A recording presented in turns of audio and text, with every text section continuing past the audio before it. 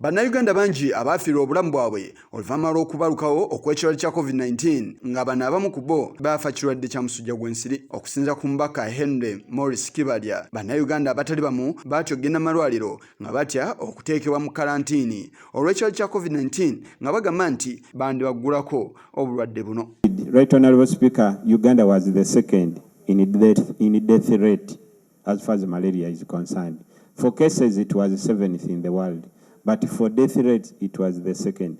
Now, when COVID came, which affected people's income, it affected everything. It affected the livelihood, it affected the living, it affected whatever happens in Uganda. I believe now we could be number one since we were second. I'm worried we could be number one or the number that is not clear. So, given the effect of COVID, we need to address malaria and see how best we can handle that. Ye Hajjara Nankendo nga y'omu ku bakungu b'enteekateeka eno ategeeza nga bwe beetaaga obuwumbi obusoba mu 230 okulaba nga basobola okufuuyira Uganda yonna okutaakiriza ekirwadde kino ky'omusujja gw'ensiri. Speak now, polio is only endemic in 2 countries and also it's extinct in Africa.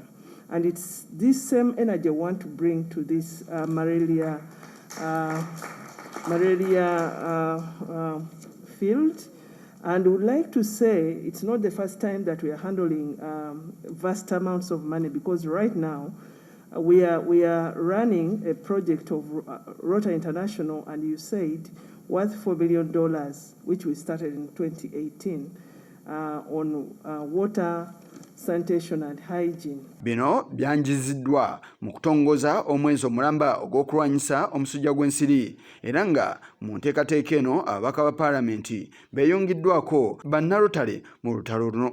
Okusinza ku Rotarian Ken Mugisha, bannayuganda bangi abataafiibwako mu kadde ak'ekirwadde kya COVID-19 wekyanyinyintira era nga baakosebwa bya kitalo. Ono agamba nti abamu ku bo baafiirwa obulamu bwabwe era nga kino kyetaaga okutunulirwamu. The gains is very hard because you have had the commission saying that some upsurges here and there and malaria remaining in northern Uganda. So we want to associate ourselves with the program, with the Ministry of Health, in the advocacy for financing, increased financing in order to close the gap. Some donors are leaving the country. For example, DFID is leaving in terms of pulling out of bilateral support.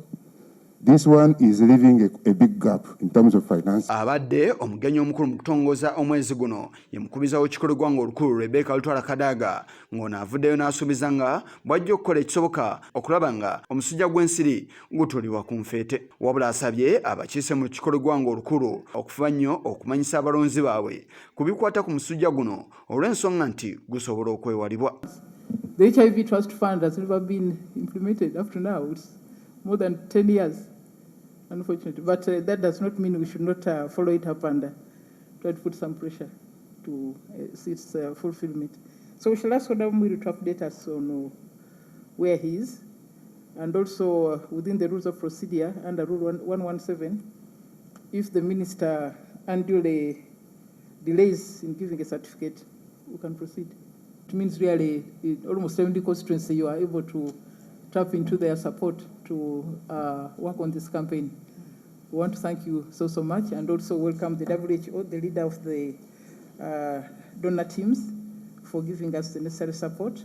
We will follow up on our side and also on the side of the head of state so that we can fulfill the objectives of eliminating malaria once and for all. Yes, Chigongo, Kurwa, Channel 44, Oleguro.